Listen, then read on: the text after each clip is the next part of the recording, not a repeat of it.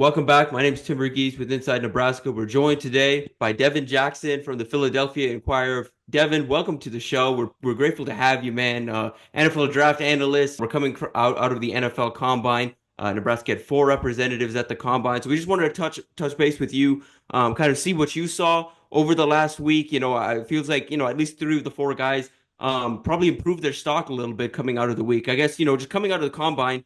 Every year is a little different. What was the biggest lesson from this combine so far for you? Yeah, I think the biggest lesson in general is that, the defensive line talent, is as good as advertised. I think, a lot of players are they're coming to the week that maybe have some athletic questions, that maybe had some questions about how fast they run, all those things. And I thought the defensive line, really answered those questions and put some of those questions to rest. Look at Shamar Stewart from Texas A&M having a really good week. Obviously Ty Robinson had a really good athletic testing week, had the best 40 time among all defensive tackles. So I think you look at this class and see that's where the strength of it lies along the defensive line trenches. And I think a lot of teams are going to be excited to approach the draft process and do their homework deeper on that particular position group. But I think, while, you look at the defensive line class as being really strong, I think the quarterback class continues to be, a big question mark and how worth it is it to take those guys after the top two guys in Shadur Sanders and Cam Ward. I don't think anyone really separated themselves in that second tier and third tier quarterbacks as well. So I think on both sides of the coin, you kind of learn a little bit of both about those position groups and what they bring to the table and just if they are matching up with what the tape suggests and kind of the chatter around the league. So I think that's kind of my impressions that kind of immediately come to mind as takeaways and things that you learn from Combine Week. For sure, yeah, and it felt like a year where you kind of you saw some guys opt out of testing, kind of waiting for pro day. For you, were there any guys you were really hoping to see test that didn't test? Yeah, I think there's a few guys, that you probably wanted to test. I look at Walter Nolan, the Ole Miss defensive tackle. I would have loved to see him test and see how he looked athletically. I think, selfishly, obviously, like Mason Graham, you would love to see what he looked like testing wise, just because to get an idea of what type of athlete he is. So those are the two guys that stick to come out to my mind as guys that probably should test. There's a few other guys that I think probably aren't day one or day two guys that probably should have tested. I know some guys are a little bit banged up and a little bit coming off of some injuries and what they were dealing with. But I think overall, like a guy like Benjamin Morrison, I know he's dealing with a hip injury, the Notre Dame defensive back. But there are some guys I think injured wise that you would love to see testing, but obviously they're still in the recovery process and trying to get back. So those are a few names I think would make a lot of sense and to fit in that category. Right. And for Nebraska, Tommy Hill didn't work out. He came in and measured in. Kind of what do you make of Hill at this point? Kind of came into the year as a guy that was in, for some people had him in even as high as the first round, but a guy that was seen as a top 100 pick entering the season. He had that interception against Colorado, but then he suffered that Lisfranc injury and was never really the same. Even you can kind of see he was kind of dealing with that injury, even in the games he did play and didn't have had an up and down Senior Bowl. I guess is the best way to put it. Wasn't the best Senior Bowl for him. And then didn't come out and test. Kind of what do you make of him right now? Is he a guy that you still think is going to get drafted at this point, or is he a guy that it kind of depends on the pro day and interviews and this I guess this next stage of the draft process is that critical for him? Yeah, I think he's still a draftable guy. I just don't think he's gonna go in the first two days of the draft. I think he's probably a day three guy at this point, unless he really blows the team away with some athletic testing at Nebraska's pro day. But I think he's a guy that's still a really good player. I think can show that ability as a man coverage defender, ability to undercut routes. I think teams really like his ability in zone coverage too, to be able to keep his eyes on the quarterback and attack the football. So I still think there's a good chance for him to go in the fourth or fifth round. Just based on the tape that he's put out, obviously he's battled an injury this past year, but even, some of his higher moments of the year, teams are going to be really still enamored with. But I think he's a guy that probably is going to be a fourth, fifth round pick. And if he can get on the field and test like a really good athlete, I think there's a good chance that he sticks in around that range and still, has a path to potentially, make the team and, compete for a starting spot on the NFL roster. Right, and Nebraska's kind of pushing for a couple guys to get drafted here. I think the guy at this point that's probably going to get drafted high is Ty Robinson, especially coming off of his combine performance. Um, what was obviously the 40 was something, but were you surprised by what you saw from Ty in Indianapolis? Yeah, I think the amount of explosiveness, like the vertical jump, the broad jump, I think, it was probably the most surprising thing just because like, yeah, you see him, as kind of a pass rusher, kind of a slippery guy that can get underneath blocks, that can, win with the swim move, that can shoot gaps, but truly having that lower body explosiveness, it kind of reminds me a lot of Braden Fisk from last year from Florida State. Is a guy that really tested out the charts and moved really well in the on-field portion of the drills. And the guy that can push the pocket with some power and has some finesse to his game. So I think when you look at Ty Robinson, I think he's a guy that really helped himself as a potential third, fourth round pick. He's a guy that has really good measurables too. He's 6'5", 288 at the combine. So that's the type of size and explosiveness that teams are looking for. And already a deep defensive line class, I think he made a strong case for teams to go back and look a little deeper at his tape and see, just how dominant he was. Because I think coming into the week, there was a lot of chatter around Ty Robinson. I think early in kind of in that draft process, a lot of people got to him, but they're starting to come back onto him, after this explosive performance in Indy. And I think he's a guy that really helped himself and showed that what he saw on film is who you see as a player, as a explosive athlete that can really threaten interior offensive linemen and really push the pocket as well. For sure. Where do you see what's a best fit for him at this point, just in terms of scheme, in terms of position, and compared to this defensive line class where we have a couple of versatile bodies, and Ty's a guy that is a bit of a vertical shooter. The lateral movement really isn't there. And or like it's just he's not as agile, as some others in this class. He's good upfield, he's explosive, like you mentioned, but that kind of agility is there. Do you see like what's the best fit for him? Yeah, I mean, I cover the Eagles, so I would love to see him as an Eagle. I think he makes sense in a 4-3 defensive front where he can play a three technique, where he can be a little bit more of the gap shooter, can get vertical and use some of his linear speed to create havoc in the backfield. So I think he would make a lot of sense in 4-3 defensive systems.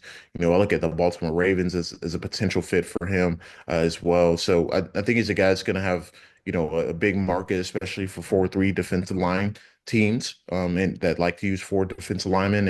And for him, I think there's some ability to play the one technique, but I think three technique is going to be his calling at the NFL level. Right. And then a guy you're a big fan of, Thomas Fidone, had a good week.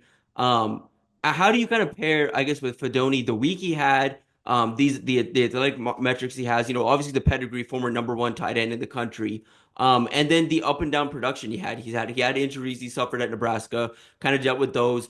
Had a solid year, but this was his first real year that he was healthy, and so he's kind of had this up and down production. How do you balance that when you're evaluating him? I think it's a consideration and some of the injuries that he's dealt with, but I think, more importantly, what has he done, in the recent years? Obviously you take into account that guy have missed some games and, you look at some of what he did this year and you kind of go and do that research of like, all right, why hadn't he done it in the past years? And you see the injuries that have popped up and some of the inconsistencies, but you still look at the background, the pedigree. Obviously, he was a top tight end in the class of 2021, a guy that was highly thought of, highly recruited. and a guy that still has that talent and that ability to be able to win downfield, to create after the catch. He still was able to do that this year in small sample sizes and in small flashes. But in the tight end position, you're always trying to project forward. You look at guys like George Kittle, who didn't have overwhelming production coming out of Iowa, but he's gone on to be one of the top tight ends. Rob Gronkowski didn't have crazy numbers coming out of Arizona, but he turned out to be one of the best tight ends in NFL history. So like you look at some other guys that may have played basketball, in the college level and then transferred over to tight end.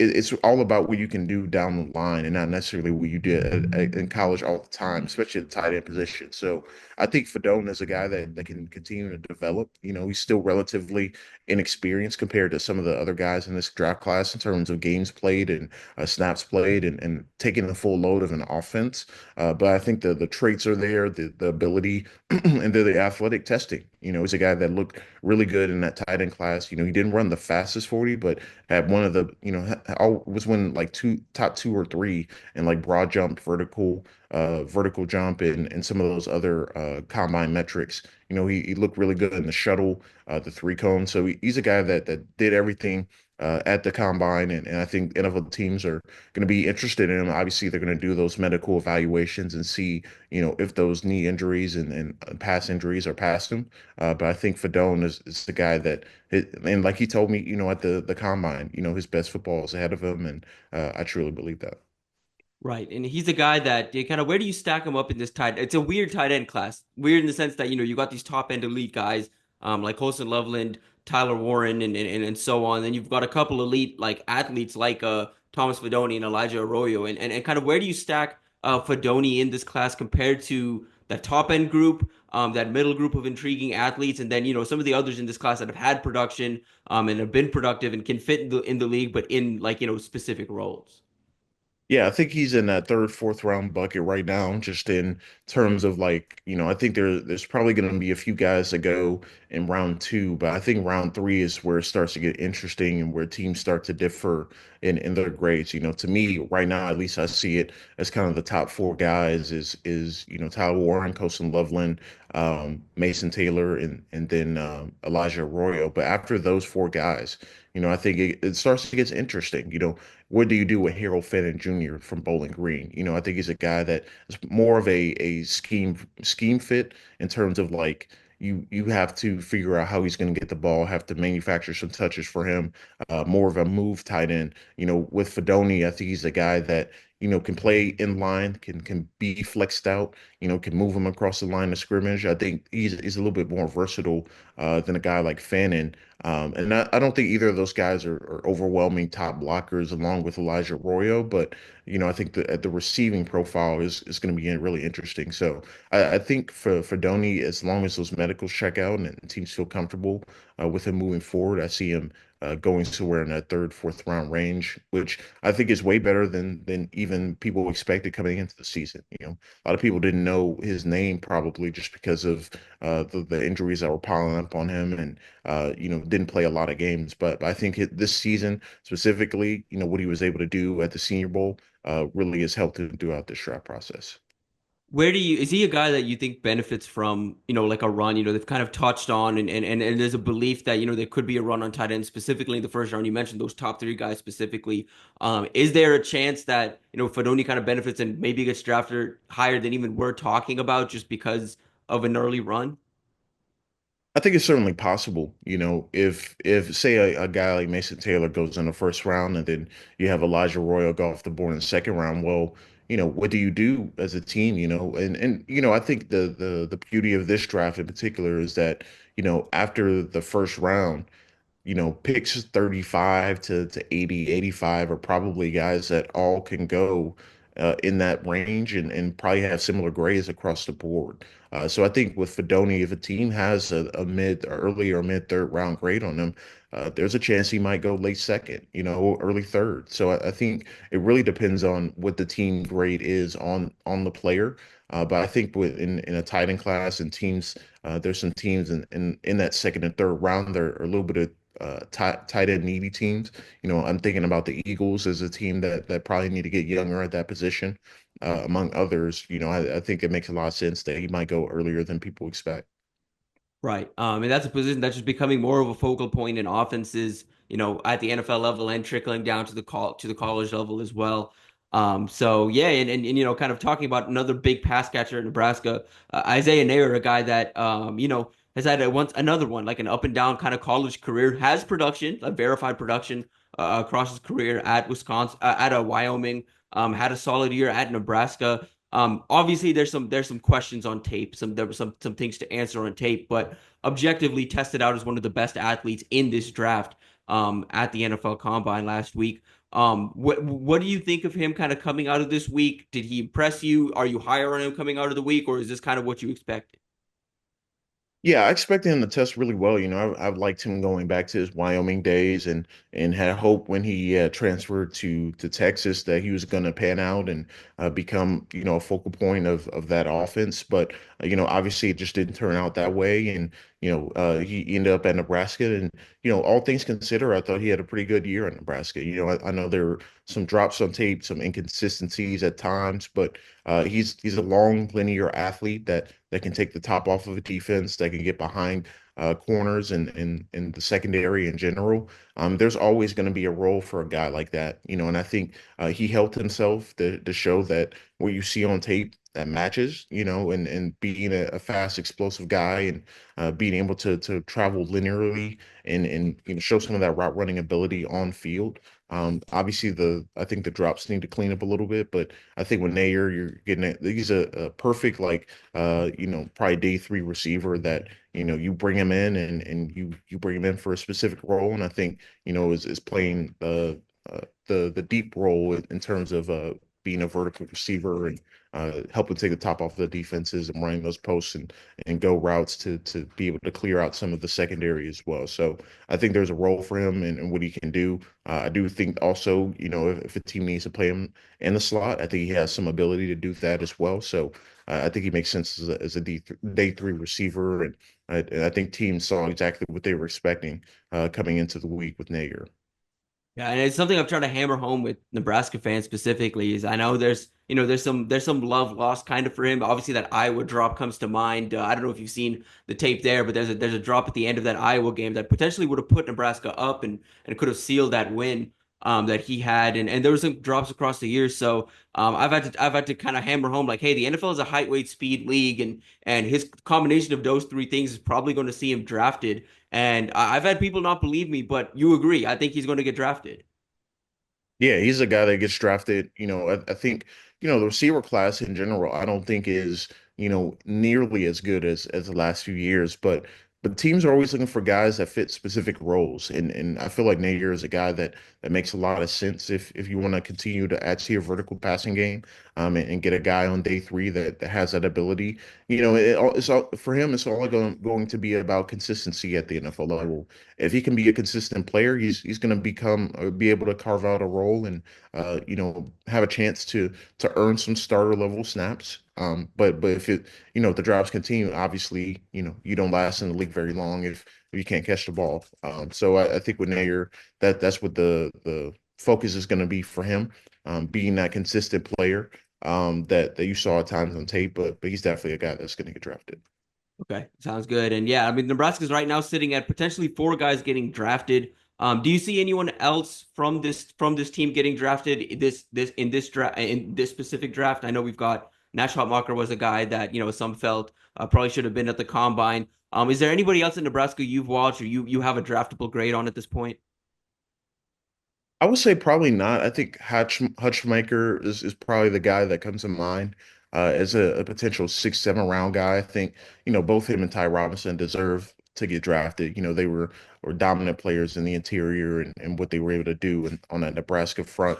But I would say those are probably the five guys that make sense to get drafted. But from Nebraska, I think anyone else is you know I probably closer to priority UDFA, type of grade, but those are the guys that I'd say will be draftable. Right, right. But again, I don't think at this point Nebraska can't really complain. They haven't had, draft success as of late. So getting four guys in one draft is better than they've done in recent years. So they'll take it for sure. And before we get you out of here, just wanted to ask as well. A lot of hype around Dylan Raiola, what he could be, 2-3 years from now, and what his eventual draft status will be. What have you seen in watching Nebraska this year? What have you seen from Dylan Raiola? Kind of what are your thoughts on him as a potential draftable talent? And again, years ahead from now, but kind of what is the ceiling for this guy? Yeah, I think he's a guy that can be a future top 10 pick. I think the talent is pretty obvious when you watch him and see some of the throws that he's able to make downfield, climbing the pocket, outside of structure. He really checks all those boxes. You could see him start to kind of figure out towards the end of the season and what he can get away with and versus what he can't. I think that's always a sign of a really good quarterback is you can make some throws that some other guys can't make, and early on he was making a lot of really, really flashy throws. And I think down the stretch of the season, you could tell he got a little banged up. He's a guy that, the offensive line started to break down a little bit more often, and you didn't really get a chance to see some of that arm talent that he brings to the table. But then other times you did get to see, and I think about the Ohio State game and how close Nebraska was to pulling that upset. His I think the underrated part about him is he feels in control. You don't really see guys that early in their career be able to handle some of the magnitude of the pressure of playing, on the road against like Ohio State and be able to control things at the line of scrimmage and be able to understand and uh, understand, not to take a particular shot in a particular moment and use his running ability. I think down the stretch of the season, he started to use it a little bit more and be a little bit more understanding of like, I can use my legs to get first down, if they're going to give it to me, So I think you started to see some of that growth as a player, and obviously, they're gonna have to retool a little bit, offensively and figure out a little bit, where the strength of this next team lies. But I think with Rayola, it's all gonna be about can he continue to string together some really, consistent seasons, cut back on some of the turnovers and be able to continue to read defenses and just continue to improve as a player. But the potential is still very much there. I think teams are, obviously going to be excited about him, especially this time next year, going into his junior year, when teams start to get a first look at him. But I'm excited to see with what happens with Rayola and how he continues to develop.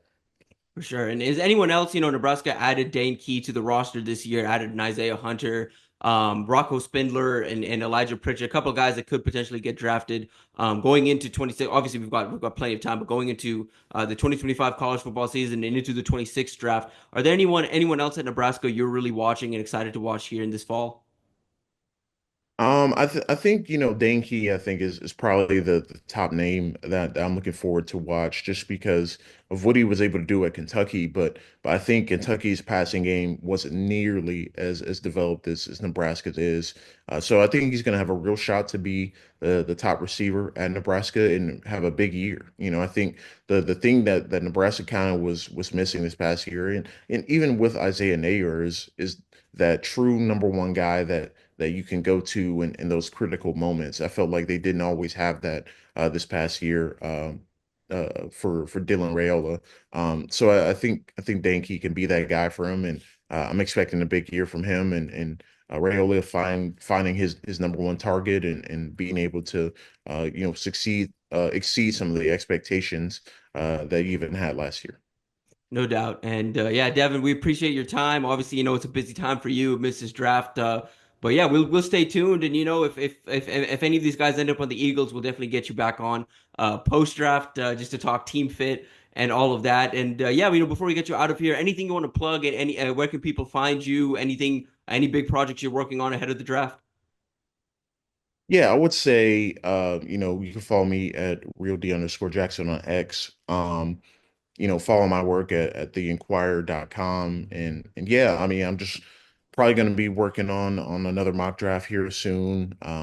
Working on some positional breakdowns and just kind of getting prepared for for what the NFL draft has to hold, some of the Eagles pre-draft visits. So mostly, Eagle centric things and continuing to covering the draft. And I'll be at the draft as well. So looking forward to doing that.